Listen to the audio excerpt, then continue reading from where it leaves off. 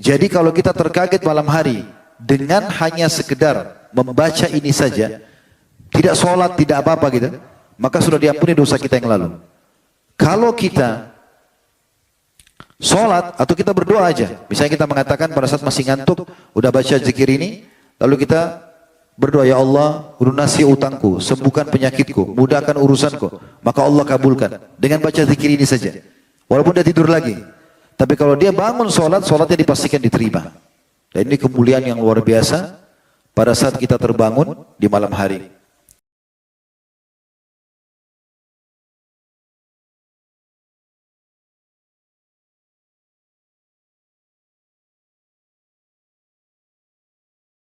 Assalamualaikum warahmatullahi wabarakatuh.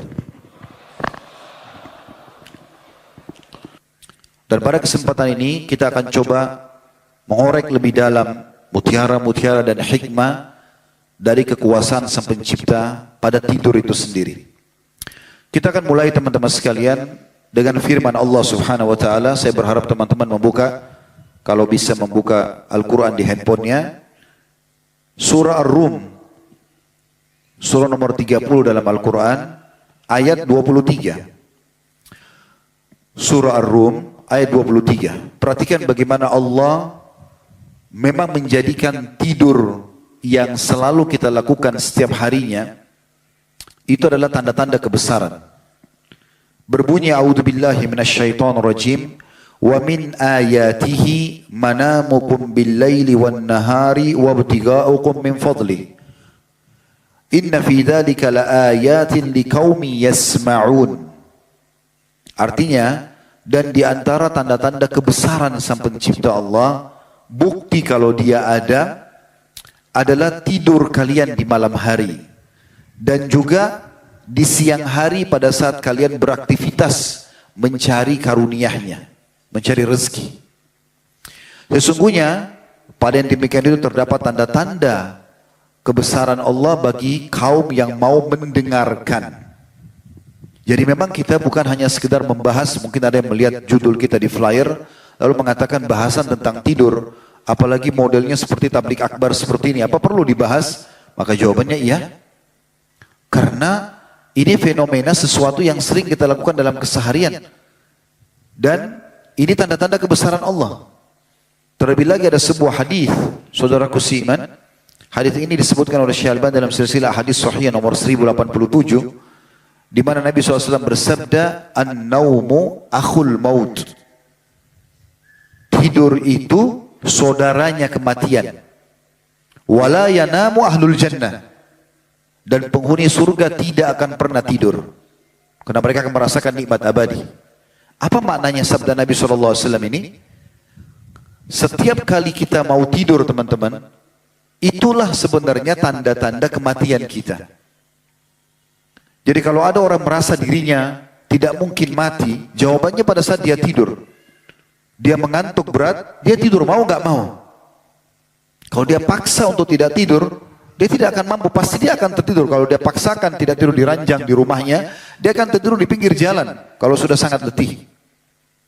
Dan Nabi SAW mengatakan tidur itu adalah saudaranya kematian. Artinya, itu tanda-tanda, begitulah kalau engkau akan menghadapi kematian kelak. Tiba-tiba saja mati.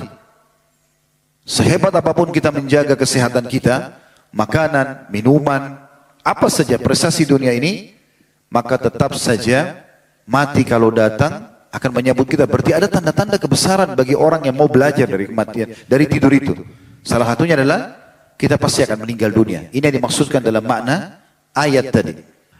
Allah juga menjelaskan dalam surah Az-Zumar, surah nomor 39 ayat 52, tentang prosesi tidur itu sebagai tanda-tanda kebesaran. Jadi kita kalau tidur itu seperti orang yang sedang menghadapi kematian. Ruh itu pun keluar, tapi bukan keluarnya seperti keluarnya pada saat kita meninggal dunia. Karena dia masih bisa kembali. Itu pun di saat Allah izinkan. Perhatikan Allah gambarkan dalam surah Az-Zumar, surah nomor 39 ayat 52. A'udzu billahi minasyaitonir rajim. Allahu yatawaffal anfusa hina mautiha wallati lam tamut fi manamiha fayumsiku allati qada 'alaiha al-mauta wa yursilul ukhra ila ajalin musamma Inna fi dzalika laayatin liqaumin yatafakkarun. Artinya Allah lah yang mewafatkan jiwa-jiwa pada saat dia mati. Allah yang buat ruhnya dicabut sehingga orang itu meninggal. Dan juga Allah lah yang menahan ruh itu atau mengeluarkan atau mengembalikan di saat dia tidur. Maka Allah menahan yang Allah ingin tahan, maksudnya dia mati, pada saat dia tidur gak dikembalikan lagi ruhnya, atau Allah melepaskan, Allah mengembalikan ruh itu ke jasadnya sampai ajal yang sudah ditentukan. Pada demikian itu terdapat tanda-tanda kebesaran bagi kaum yang mau berfikir. Ini dikuatkan juga dengan ada hadis Nabi SAW tentang doa tidur ya. Ya Allah, yang artinya ya Allah, kalau seandainya Engkau melepaskan, kalau Engkau mewafatkan jiwaku ini pada saat tidur, maka kasihanilah dia, ampunilah dia. Kalau Engkau lepaskan ruhnya kemana-mana, jagalah dia sebagaimana Engkau menjaga ruhnya orang-orang beriman. Jadi memang ini ada sebuah tanda-tanda kebesaran Allah Subhanahu wa ta'ala. Baik, kita akan masuk teman-teman sekalian ke masalah yang perlu kita ketahui berhubungan dengan masalah tidur ini, yaitu adab nabawiyah. Bagaimana Nabi Muhammad SAW mengajarkan kepada kita banyak hal berhubungan dengan masalah tidur. Yang pertama harus diperhatikan adalah kita dianjurkan sekali untuk tidak menerlambatkan waktu tidur selepas Isya, kecuali dalam keadaan darurat. Jadi yang sering kita dengar di Indonesia begadang, itu anjurannya tidak ada dalam syariat. Kecuali dalam keadaan darurat. Misalnya lagi memecahkan perkara umat. Nabi Muhammad SAW dengan para sahabat kadang-kadang terpaksa begadang selepas Isya, itu dikarenakan karena ada perkara yang harus dipecahkan. Ada musuh yang akan menyerang, ada perkara yang harus didiskusikan, atau ada keluarga yang silaturahim, atau ada majelis ilmu, atau ada jihad berjaga-jaga di perbatasan. Tapi kalau hanya duduk nongkrong omong kosong di pinggir jalan, menghabiskan waktu tidak ada manfaatnya, maka ini tidak boleh dalam Islam. Yang kedua, hendaklah seseorang pada saat mau tidur itu selalu dalam keadaan suci, berwudu. Ini jangan dianggap remeh teman-teman. Wudu seperti wudu sholat. Mulai malam ini rutinkan. Karena ada hadis yang sahih menjelaskan masalah itu. Ya. Kata Rasulullah SAW, hadis ini diriwayatkan At-Tabarani, "Tahhiru hadhil ajsada tahharakumullah." Sucikan dan bersihkan jasad-jasad kalian ini, niscaya Allah akan mensucikan kalian. Maksudnya sucikan dari dosa-dosa, ya. Fa innahu laisa 'abdun yabitu tahiran illa bata ma'ahu malakun fi syi'arihi wala yanqalibu sa'atan minal laili illa qala Allahumma ighfir li 'abdika fa innahu bata tahira. Nabi SAW mengatakan bersihkan jasad kalian, maksudnya dengan wudu, ya, dengan mandi, juga dengan bertaubat kalau dari sisi dosa-dosanya. Jika seseorang, karena semoga Allah sucikan diri kalian, jika seseorang hamba tidur dalam kondisi suci, maksudnya berwudu, maka malaikat akan bersama di dalam pakaiannya. Bagaimana Allahu alam, tapi malaikat Allah titipkan bagi setiap orang yang wudu sebelum tidur. Dan malaikat tidak berpaling sesaat pun di malam itu, ya, kecuali berdoa kepada Allah Ta'ala yang mengatakan, ya Allah ampunilah hambamu ini sebab ia tidur dalam keadaan suci. Atau tidaklah seorang hamba yang tidur tadi dalam kondisi bersuci, bergerak kanan ke kiri dalam kondisi tidur, kita tidak sadar. Tapi setiap kali kita bergerak, malaikat selalu mengatakan, ya Allah ampuni dia karena dia tidur dalam keadaan suci. Dalam riwayat yang lain dikatakan, ya, siapa yang tidur dalam keadaan suci, kalau dia meninggal, meninggal di atas fitrah, di atas Islam. Dipastikan dia di atas Islam. Anjuran Nabi SAW dalam keadaan berwudu itu juga dengan tidur balik sisi kanan. Ini jangan dianggap remeh, balik sisi kanan dan meletakkan telapak tangan kanan di bawah pipi kanan. Serta membaca doa, nanti akan banyak doa-doa kita sebutkan insyaallah. Allahumma aslamtu wajhi ilaik. Ya Allah, aku menyerahkan wajahku, ya. Aku atau tundukkan wajahku kepadamu. Wa fawwadtu amri ilaik, dan aku pasrahkan urusanku kepadamu. Wa alja'tu dhahri ilaik, dan aku sandarkan punggungku kepadamu. Ragbatan wa rahbatan ilaik. Ya. Aku lakukan itu karena rasa takut akan siksamu dan berharap semua rahmatmu. Ya. La malja'a wa la manja minka illa ilaik. Tidak ada tempat berlindung dan menyelamatkan diri dari hukumanmu kecuali kepadamu. Allahumma amantu bi kitabika alladhi anzalt. Ya Allah, aku beriman kepada kitabmu Al-Quran yang telah engkau turunkan. Wa bi nabiyyika alladhi arsalt. Dan kepada nabimu yang engkau telah utus.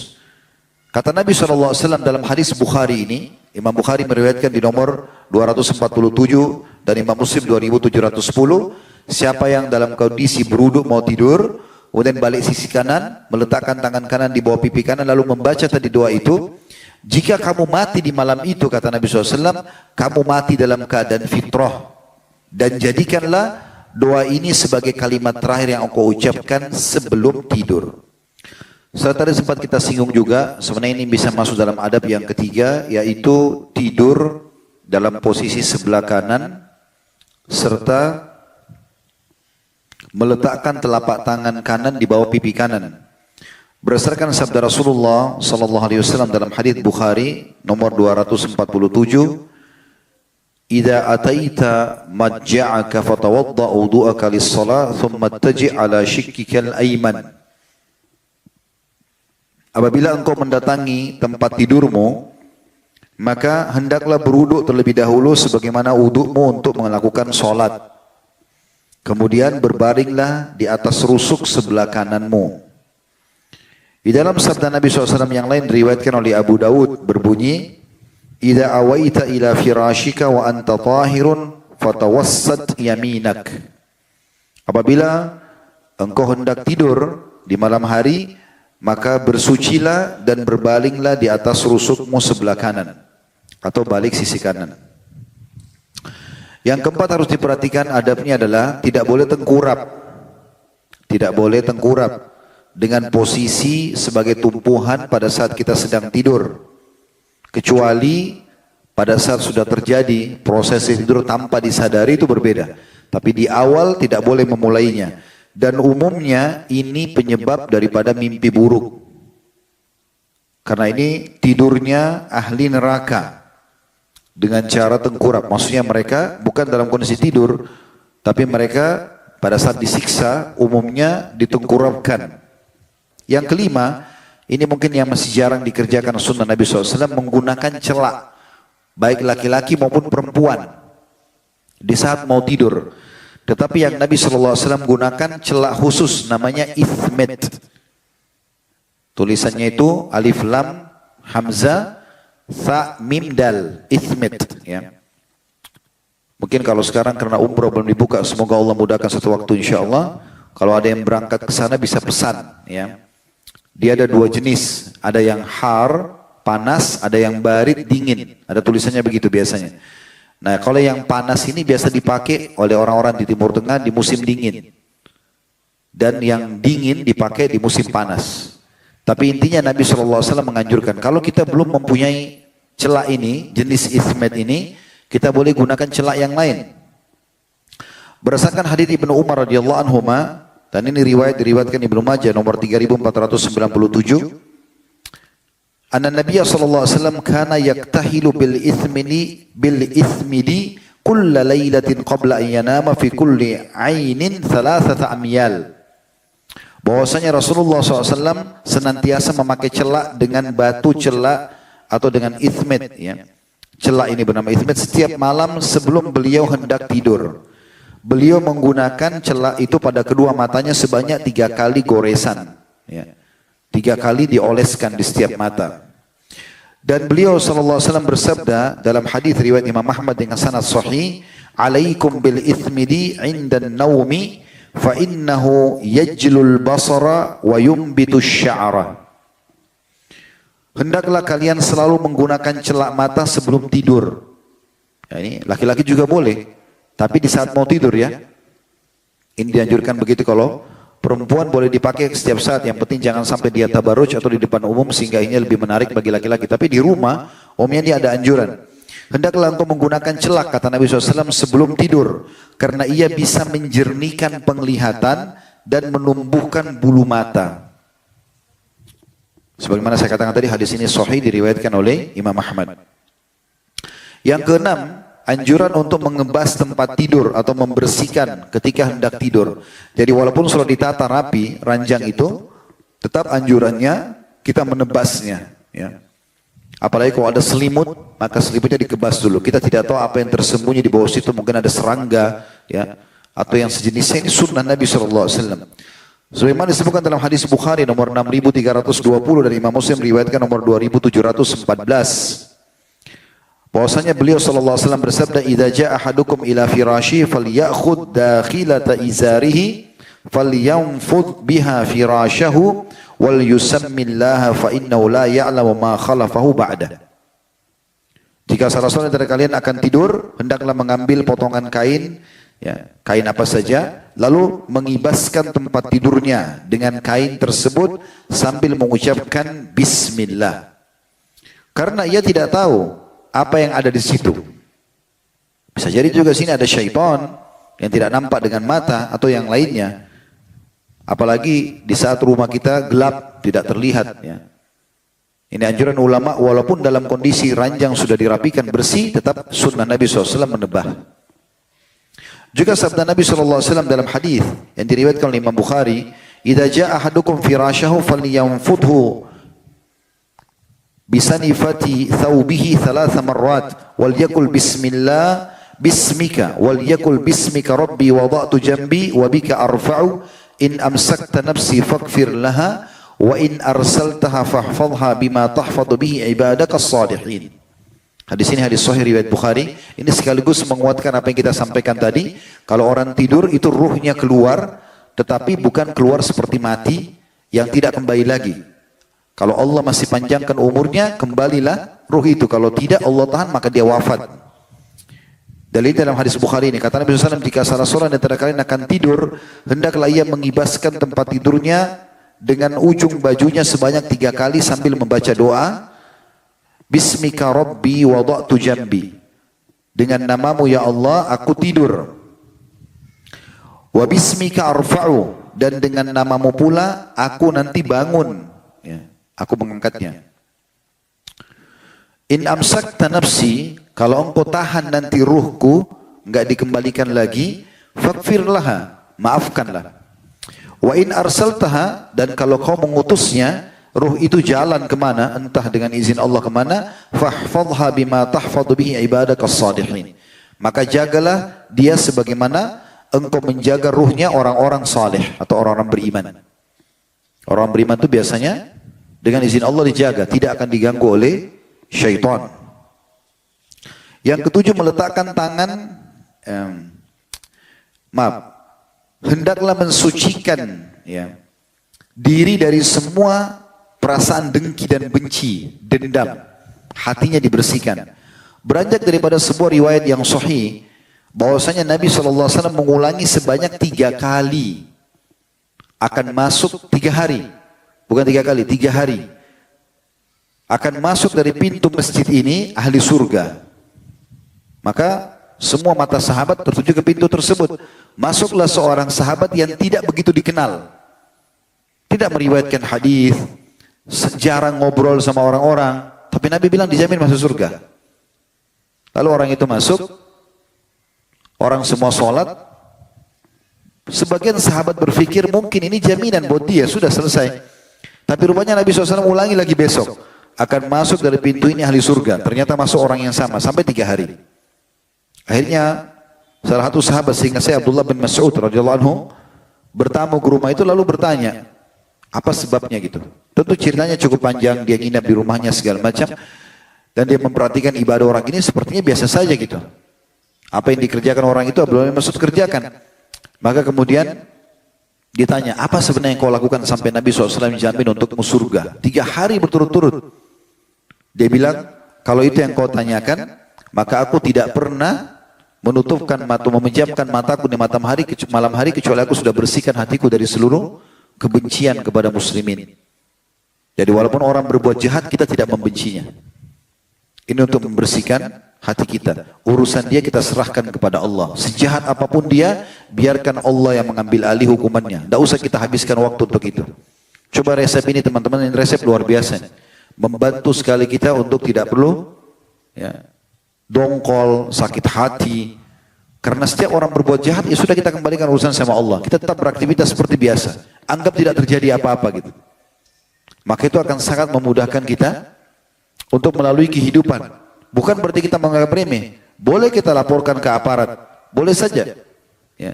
Tetapi untuk kita balas dendam dengan kita menonjoknya, kita membunuhnya, ini semua tidak ada dalam syariat Islam. Dan selalu didahulukan kita memaafkan. Sering kami sampaikan dalam beberapa tablik akbar yang lalu-lalu, mungkin teman-teman yang biasa hadir tidak asing dengan penjelasan ini. Saya mengatakan kalau seandainya ada orang berbuat jahat dengan kita, perintah pertama syariat adalah memaafkan. Kita disuruh maafkan. Orang ghibah, orang fitnah, orang apa saja, antara kita sama Allah kita maafkan dia. Tapi bukan di depan dia. Perintah Allah begitu. Itu ada pahala sendiri. Dia tidak akan lepas dari hukuman sampai terjadi dua hal. Kita memaafkan di depan dia, mengatakan saya sudah maafkan kamu, bakal lepas dari hukuman, atau memang dia yang minta maaf.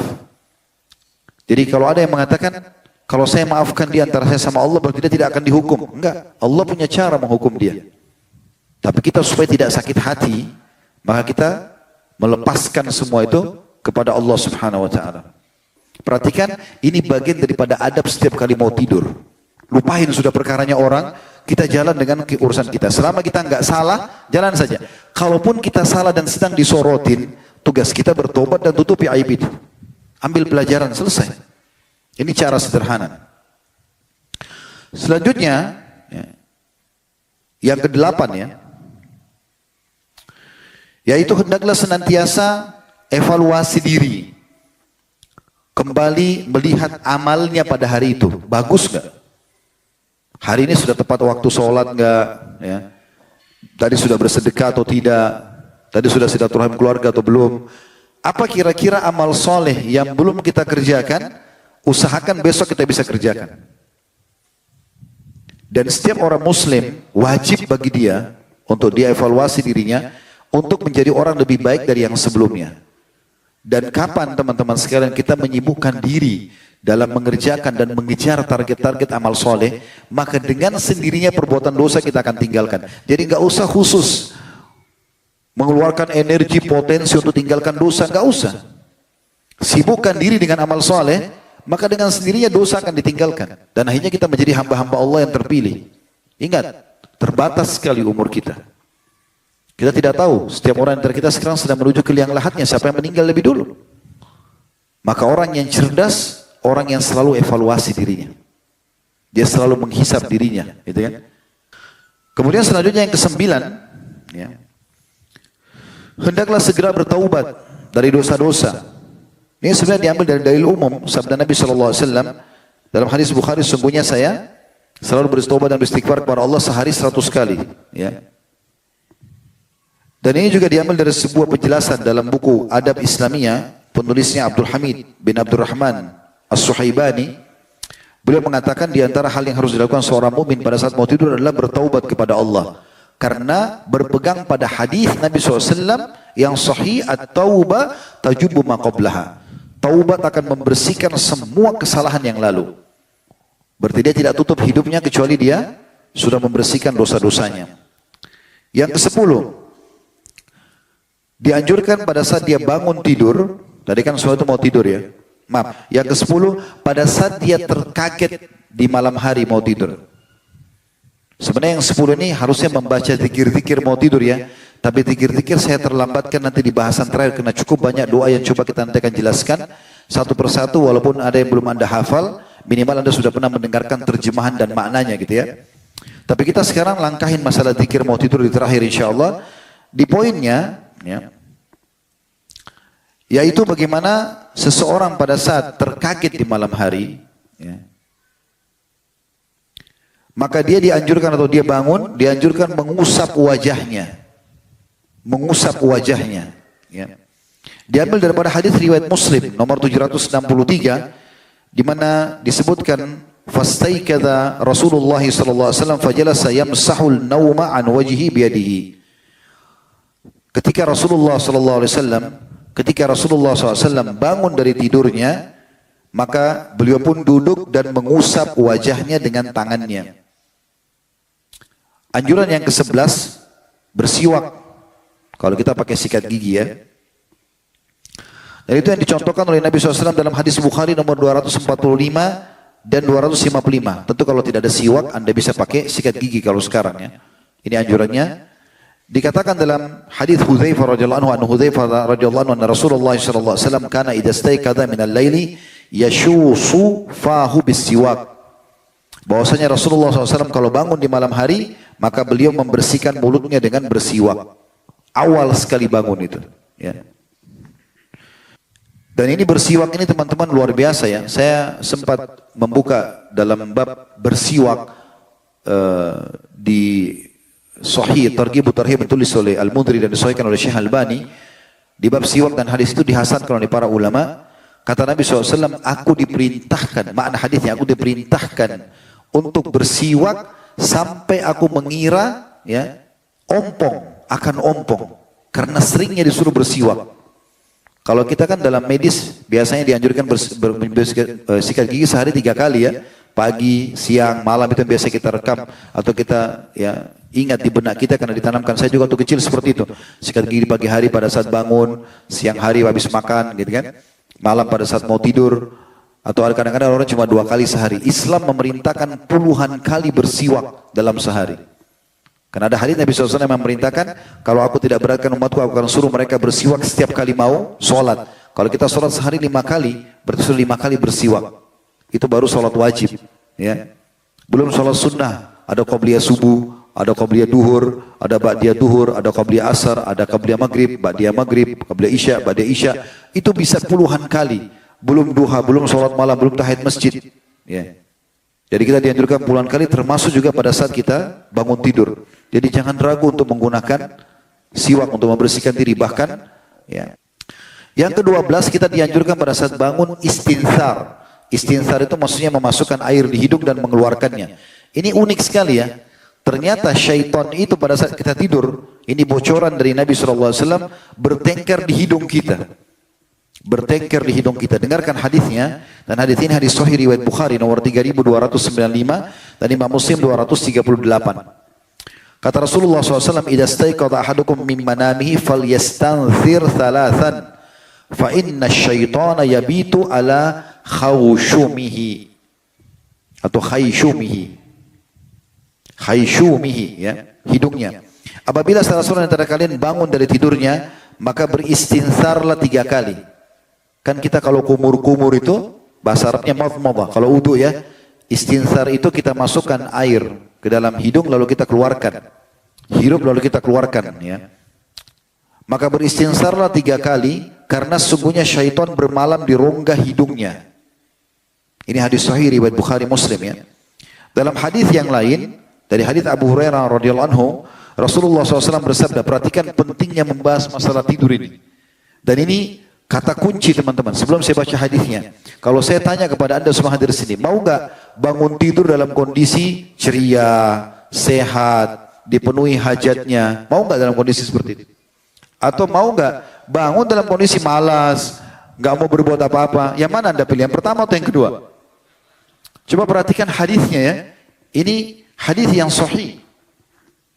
Hadis ini diriwayatkan Bukhari nomor 1142 dan Muslim 776, Abu Dawud 1306, An-Nasai riwayatkan jilid 3 halaman 203, Ibnu Majah di 1329. Ini hadis sahih.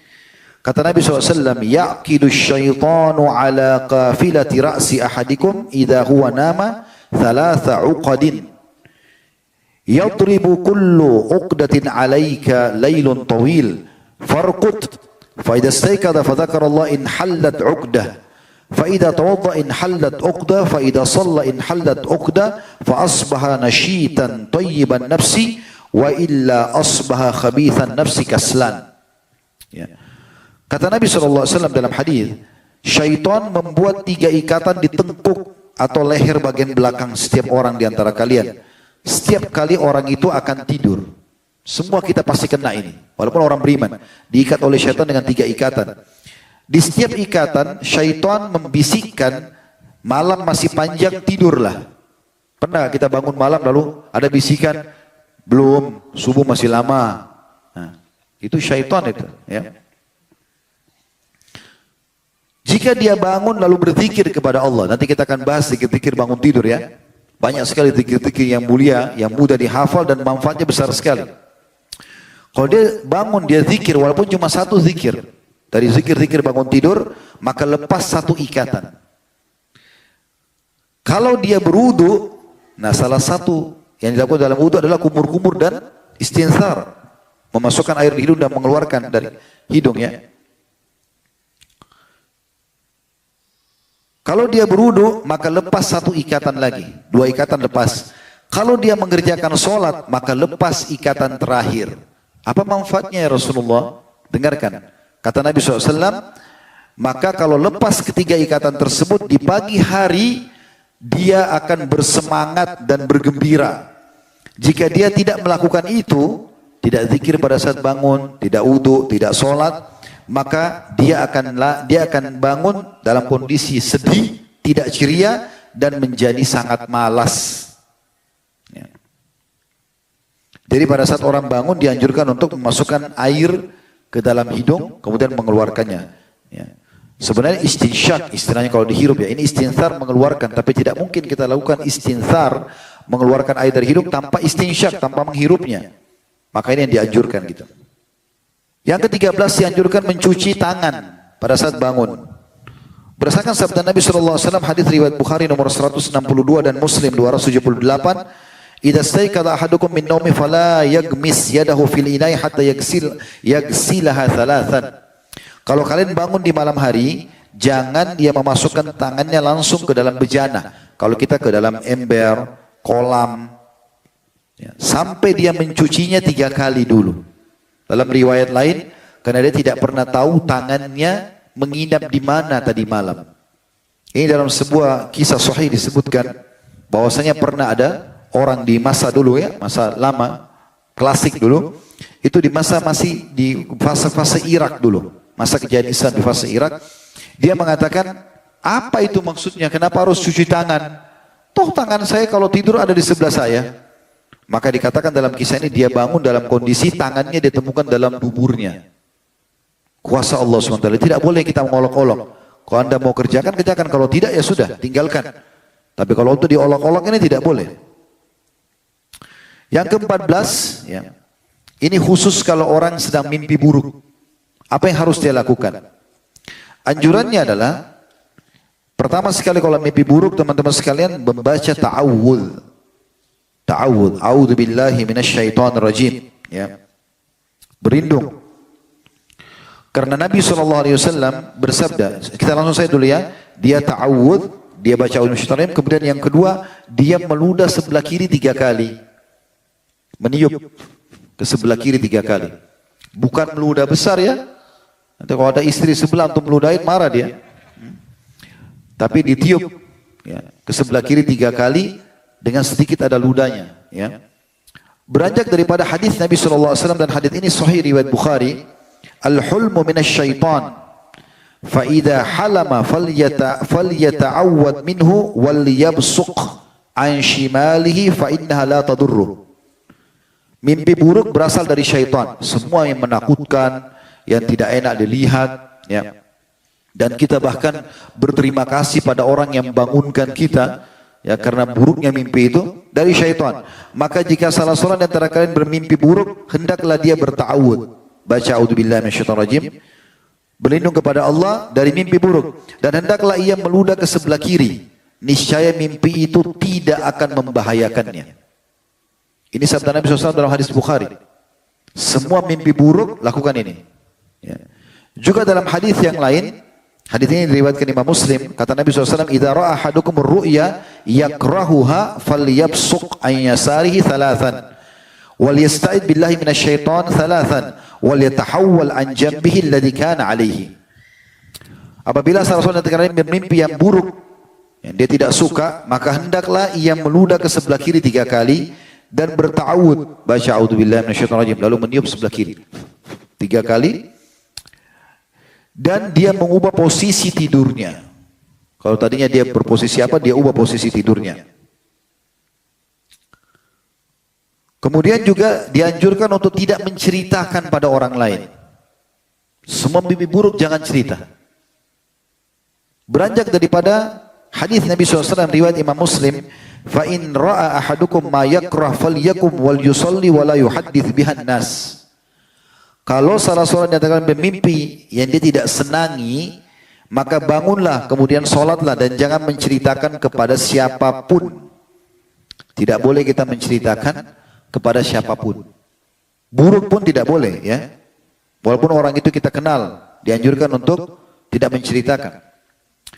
Di dalam hadis yang lain, hadis ini diriwayatkan oleh Imam Bukhari, bahwasanya Rasulullah SAW bersabda, "Fa idza ra'a ahadukum ma yuhibbu fala yuhaddits bihi illa man yuhibb." Kalau salah seorang antara kalian mimpi baik, menggembirakan, dia cuma boleh cerita kepada orang yang dia suka, yang suka juga sama dia. Jangan diceritakan pada musuhnya. Wa idza ra'a ma yakrah falyata'awwad billahi min syarriha wa min syarri syaitan. Kalau dia lihat sesuatu yang buruk dalam mimpinya, maka dia berlindung kepada Allah dari keburukan mimpi itu dan keburukan godaan syaitan.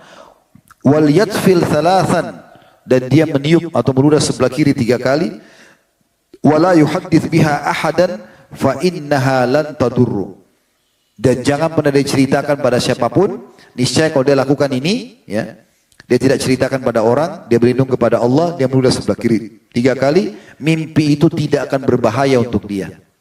Tidak akan berbahaya untuk dia. Ini hal yang perlu digarisbawahi.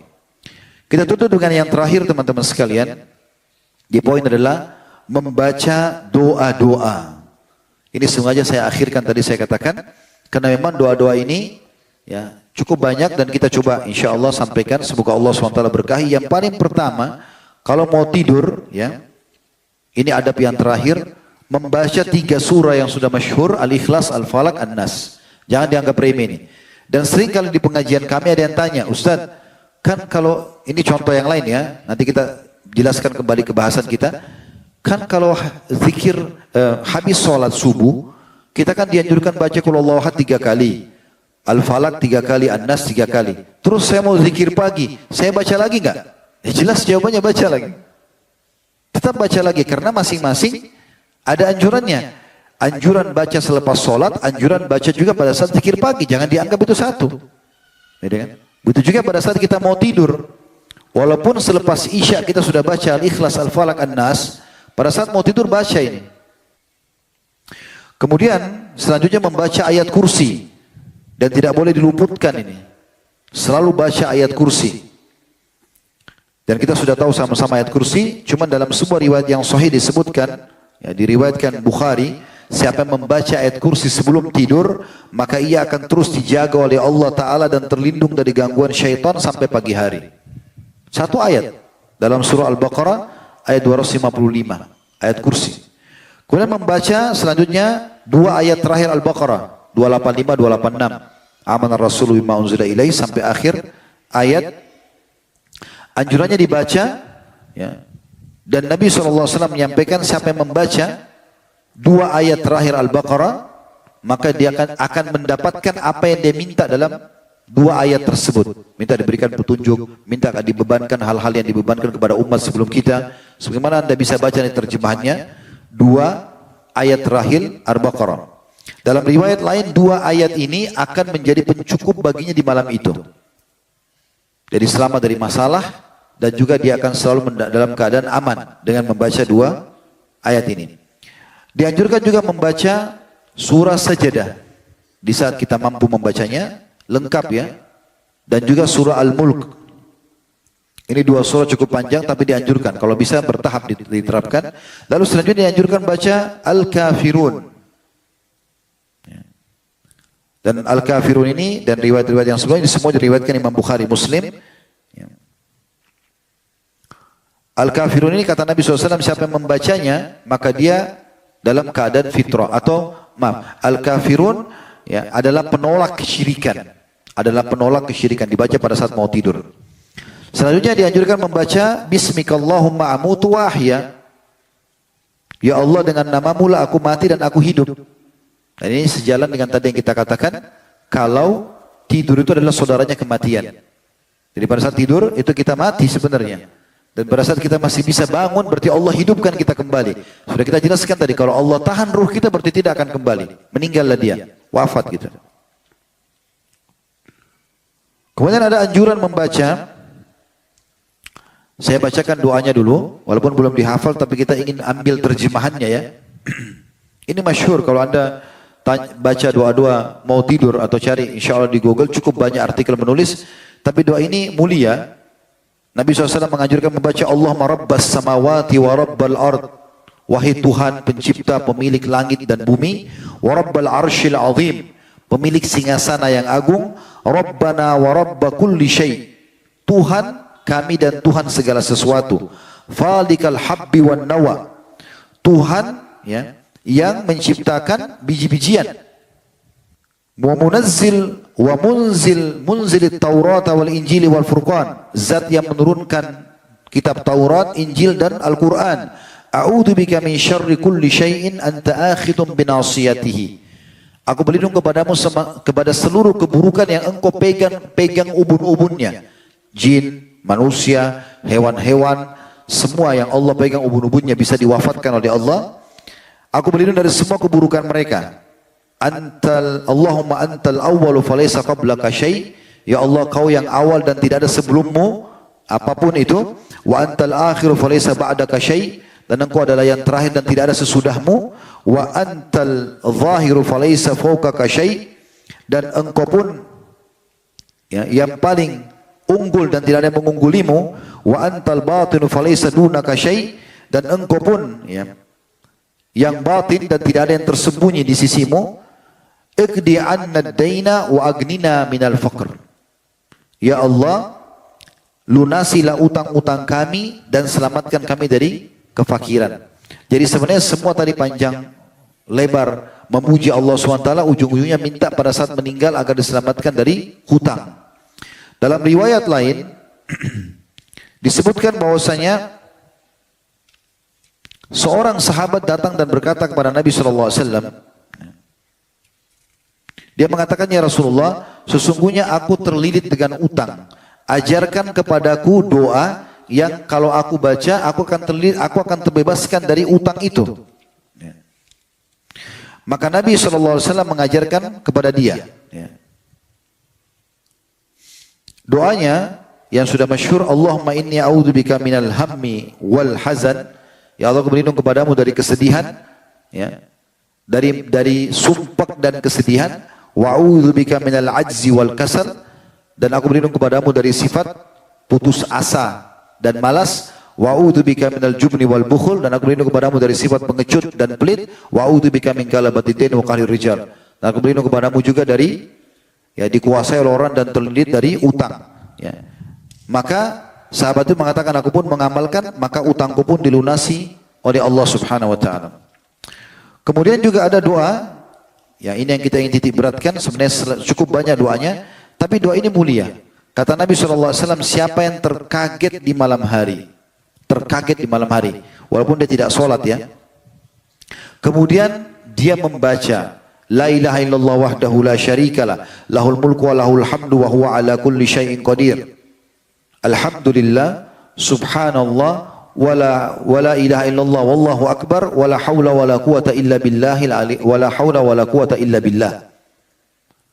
Allahumma gfirli.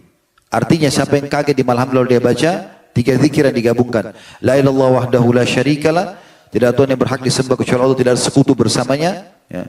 La ilallah wahdahu la syarikalah, lahul mulku, miliknya kerajaan, walahul hamdu, miliknya puji-pujian, wa huwa ala kulli syai'in qadir, dan dia mampu mengerjakan apapun. Saya yakin teman-teman sudah hafal ini. La ilallah wahdahu la syarikalah, lahul mulku, walahul hamdu, wa huwa ala kulli syai'in qadir. Lalu kemudian membaca zikir yang kedua, alhamdulillah, subhanallah, wa la ilaha illallah, wallahu akbar. Kita kan kalau salat baca subhanallah dulu, alhamdulillah, baru Allah akbar kan. Kalau ini terkaget malam hari tidak, alhamdulillah dulu, baru subhanallah, baru la ilaha illallah, baru Allahu akbar. Kemudian baca la haula wa la quwata illa billah. Kemudian dia tambah dengan doa, Allahumma gfirli. Kata Nabi SAW, kalau dia baca ini, diampuni dosanya yang lalu. Kalau dia berdoa, diterima doanya. Kalau dia sholat, diterima sholatnya. Dengan membaca ini. Jadi kalau kita terkaget malam hari, dengan hanya sekedar membaca ini saja, tidak sholat, tidak apa-apa gitu, maka sudah diampuni dosa kita yang lalu.